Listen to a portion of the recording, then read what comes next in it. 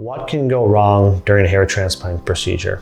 Well, a hair transplant procedure is a relatively safe procedure to go through, but there are multiple steps and multiple things you need to consider to make sure you get through it safely. I would say the most important thing you need to do is work with qualified medical professionals. There are several things that increase the risk of bleeding. Number one is a clotting disorder. Number two is any supplements you may have been on that we know can thin your blood. If your blood pressure is really high, that increases the risk of bleeding just because there's more pressure in your blood. So working with a medical team will help rule out those things before you even get started. The next thing is how these grafts are handled during a procedure.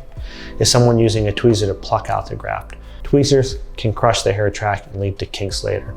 So how are these grafts being handled? Usually an experienced team will also know how to handle grafts. Obviously, sterility during the procedure is really important. We in particular use a technology that stores your grafts all the way until they need to be implanted in a cooled, sterile chamber. Number three is your aftercare instructions. Does someone tell you how to appropriately take care of your grafts? In the first 5 days, it's going to be essential that you take care of these grafts so they can stick in place. If you have a dressing applied by a non-professional, that dressing can easily slide up and wipe out your grafts. While the risk of infection is relatively low, you want your procedure to be as sterile as possible.